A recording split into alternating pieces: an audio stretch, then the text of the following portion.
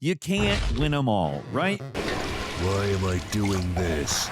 For even the best developers out there, the shining examples to all others screw up from time to time. But the reason that doesn't matter is because they get it. They learn from their mistakes and, for lack of a better word, develop. This is not how all games go. Sometimes the people around a failure just have no friggin' clue why the hell it didn't sell gangbusters. Hi folks, it's Falcon, and we're going to talk about that today on gameranx. Today it's 10 games that are clueless why they didn't sell. Starting off with number 10, it's Dragon Age the Veilguard. This one's going to blow your minds. Just stick with me for a second. Nearly 10 years in the oven. Hot off of the heels of the Anthem disaster, some call it BioWare's Chernobyl, the newest Dragon Age game was going to be fighting an uphill battle for sales no matter how good it was. Then, that first big trailer dropped, and it came off like it was intentionally trying to be off-putting. The game got okay reviews, and I'm not here to tell you it's the worst game of all time. I know some people love doing that, but we're realists here. None of us think it's a good game, but this is a game that does not hold up.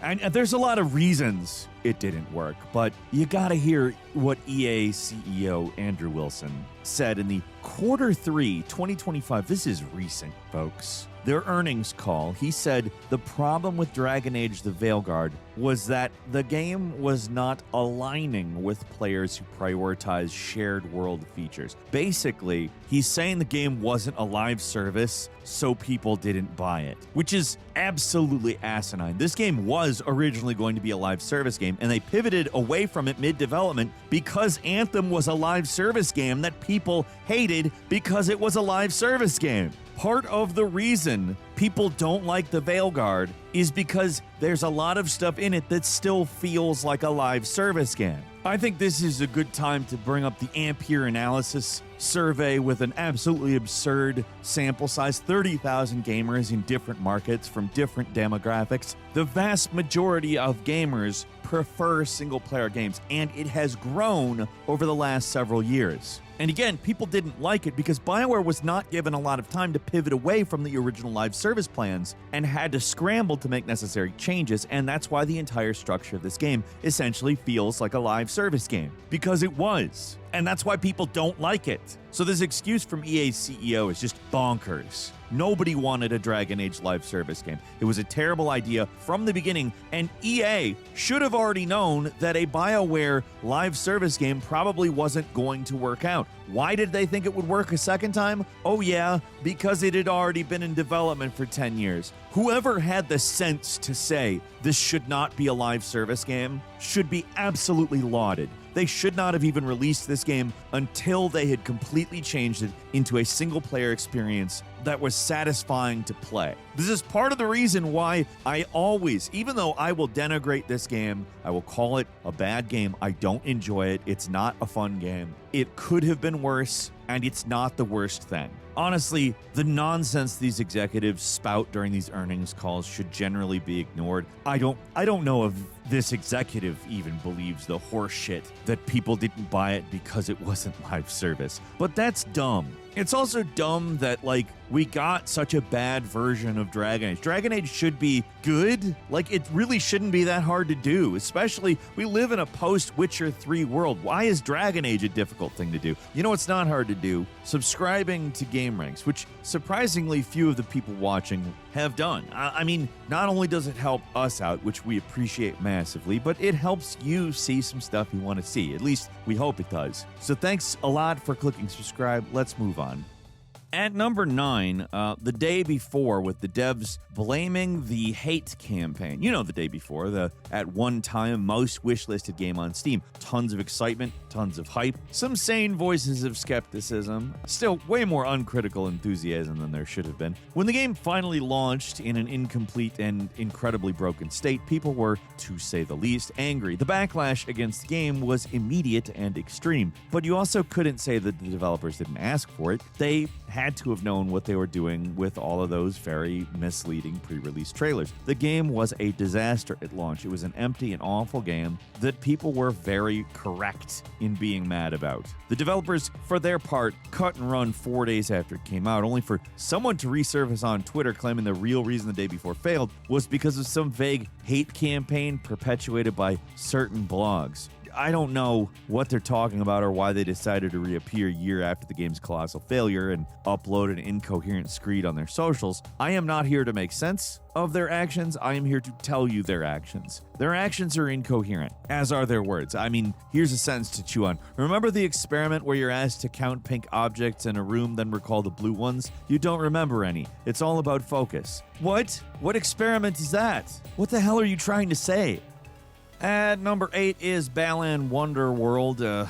Listen, there's going to be a lot of head scratchers on here, such as the nature of disgruntled game developers going off the cuff. They're going to say some weird stuff, and this example from Sonic's co-creator and known felon, Yuji Naka, is one of the most baffling. I mean, Balan Wonderworld is one of the most bizarre and baffling games out there, and by any measure, it's a failure. It apparently sold less than 2,100 copies in Japan, did not fare much better in the UK or US, not even breaking the top 40 in the week it came out. It's unusual for game makers to start pointing fingers when something bombs this bad, but what's unusual here is that it's coming from a Japanese game dev, which is, I mean, they're usually even more tight-lipped about the behind-the-scenes blowouts of things. I mean, we still don't know exactly what happened at Konami, for instance. Yuji Naka has always been an outspoken guy, though, and the circumstances surrounding him being removed as director of Balan Wonderworld half a year before the game was released, there's 2 reasons he cites for why he was removed as director. The second was that he wanted to improve the game while the developers at Arzest wanted to submit. That's the second main reason he was apparently removed as director, which sounds pretty minor, so the first must be bad, right? I'm going to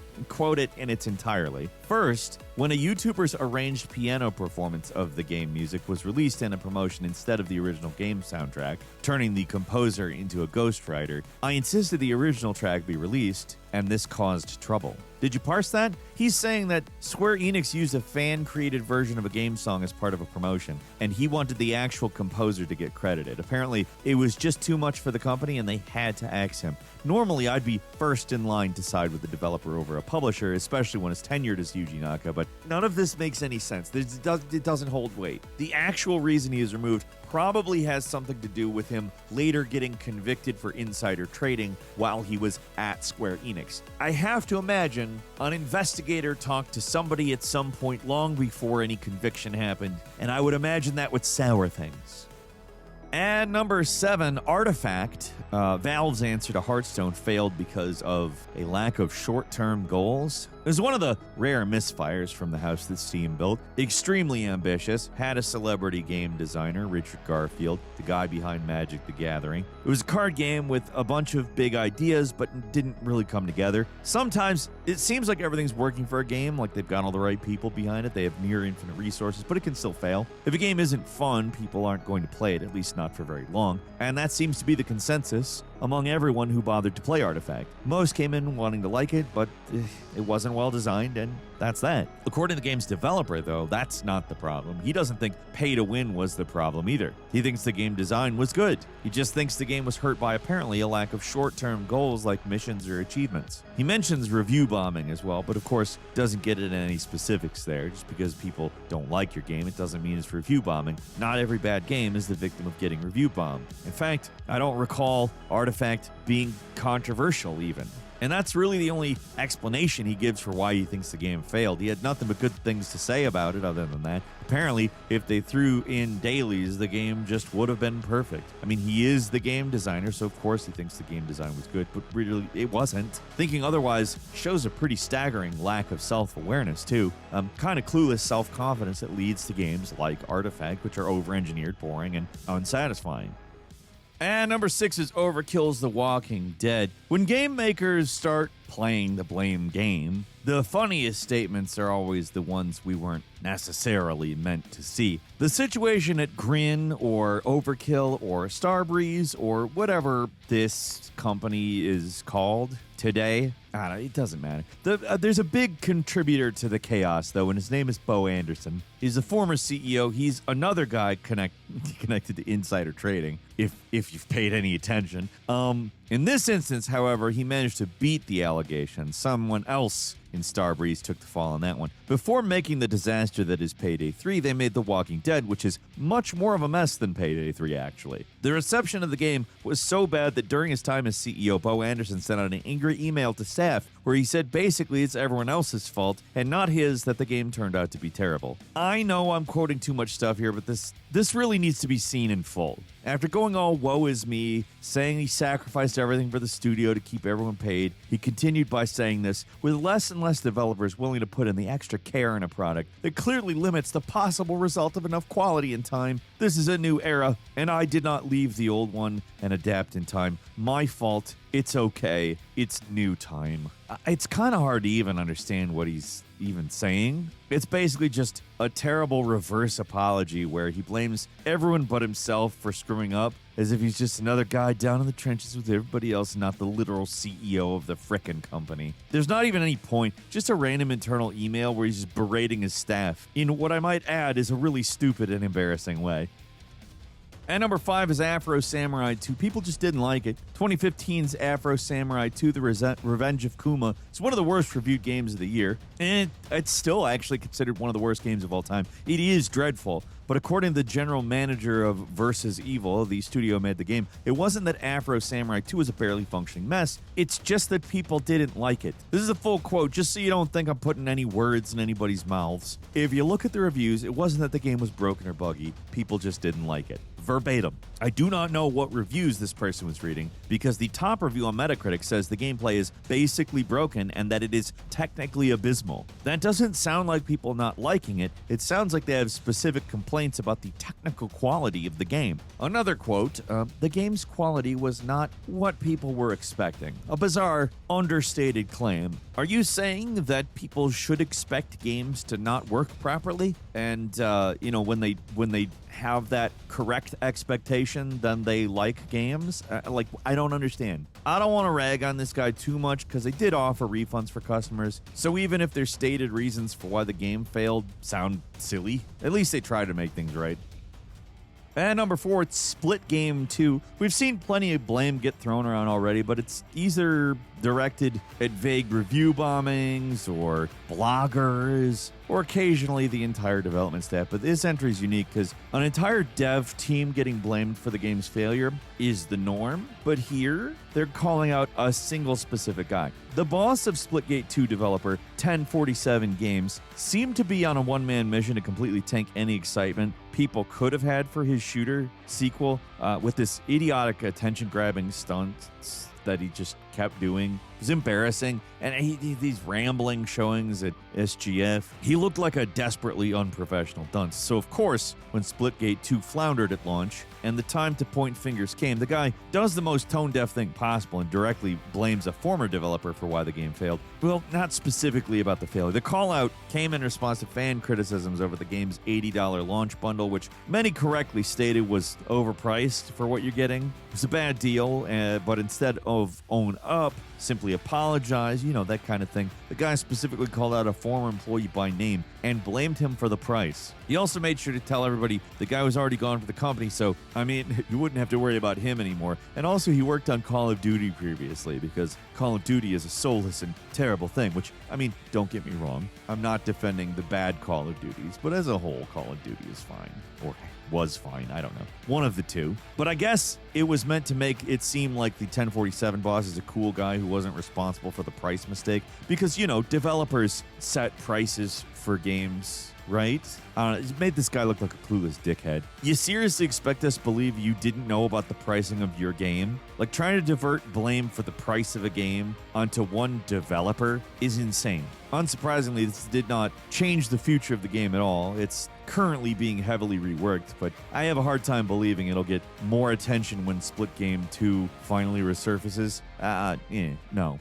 And number 3, Duke Nukem Forever. It wasn't reviewed fairly. I know what you're thinking here. Our old buddy Randy Pitchford said something stupid. Wow, that's never happened before. What the heck? It's actually a Gearbox quote that is not from Pitchford. This is from Brian Martell, the co-founder. In response to the overwhelmingly negative reviews on Duke Nukem Forever received at launch, he said, "We wish the reviews were a little less caustic. We're not quite sure where some of the anger came from. Normally, I'd understand the developer being defensive about their game, but Duke wasn't really their game at all. They bought it from 3D Realms, Frankenstein what they could to finish it. Like, it's less of a game and more of a historical artifact, and I guess they expected the game to be judged like that rather than as the highly anticipated follow-up to Duke Nukem 3D that it, was." He further elaborated on his thoughts, saying, "Forever was what it was meant to be, a more old-school style game in today's technology," which is not true, no matter how you look at it. The game's visuals felt woefully out of date for 2011, and the gameplay was decidedly not old school. It was weirdly trying to be a modern FPS and failed miserably at it. You can't just put in a 2-weapon limit at release and pretend the game is actually old school. That people aren't that stupid.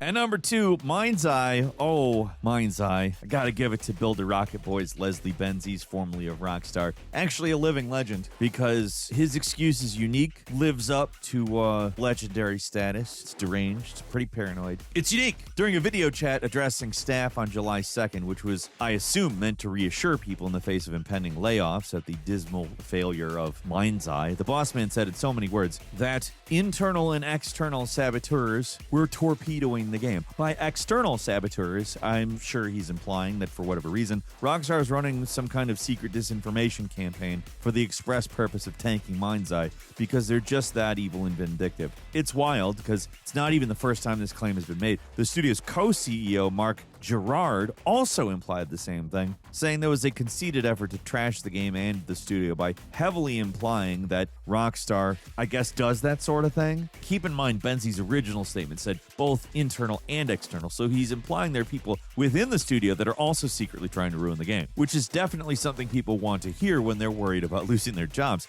Did it ever cross their mind's eye that maybe Mind's Eye is a bad game, and that's all there is to it? No, it's Rockstar waging a secret campaign, sabotage. That's the only reason somebody might not like the masterpiece that is the barely finished Mind's Eye.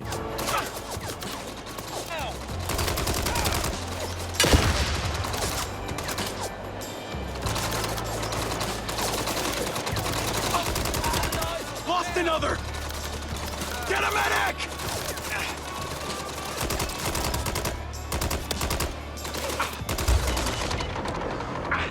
And finally, at number 1, Ship of Heroes, the long-gestating City of Heroes follow-up, which released on Steam near the end of September, and things have not been going too hot for it. Like with a lot of these overly ambitious fan projects, it was crushed under the weight of its absurd ambitions and petty dramas of its creators. Mostly, it just looks bad. It's overpriced, and I guess they actually expect players to fork over $15 for a monthly subscription to a single game in 2025. For the most part, it was basically ignored. There's barely any reviews for it. The Steam charts suggest its all-time peak is 100 players. You can't really blame review bombing on a game that has 89 reviews total. I mean, a coordinated review bombing thing generally has more than 89 legitimate reviews mixed in there. It's because people care enough to coordinate that I don't know why I'm explaining this. It's a dumb excuse. It's what the game's community manager has been doing all over the game's dedicated Steam forum, just making this bad excuse. They've got an overly aggressive attitude, and it's bizarre given how much this game is struggling. You can't pretend like you don't care one way or the other if people are buying your game when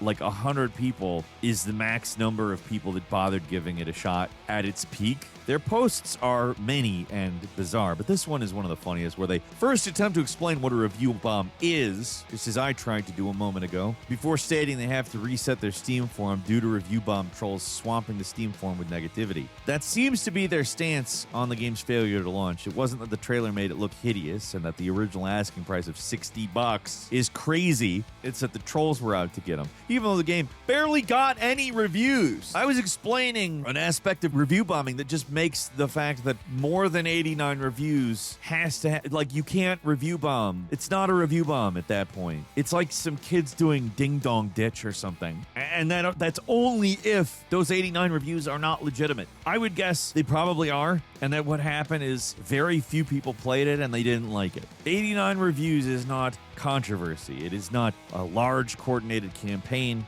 If there is coordination, it's barely above Lover's Quarrel in terms of severity, okay? Like, it's kind of hard not to feel bad for this guy. Like, he's fighting an imaginary war with imaginary trolls over a game that just people don't care about. Often you get cathartic humor with this kind of thing, like with EA or Gearbox justifying their thing in a totally non-self-aware way, but this is kind of sad. It was somebody's passion project, and it was met with utter indifference, and somehow the guy took that here. That's all for today. Leave us a comment. Let us know what you think. If you like this video, click like. If you're not subscribed, now's a great time to do so. We upload brand new videos every day of the week. Best way to see them first is, of course, a subscription. So click subscribe. Don't forget to enable notifications. And as always, we thank you very much for watching this video. I'm Falcon. Become a member of the 1% Club and listen to The Falcon Show. We'll see you next time right here on gameranx.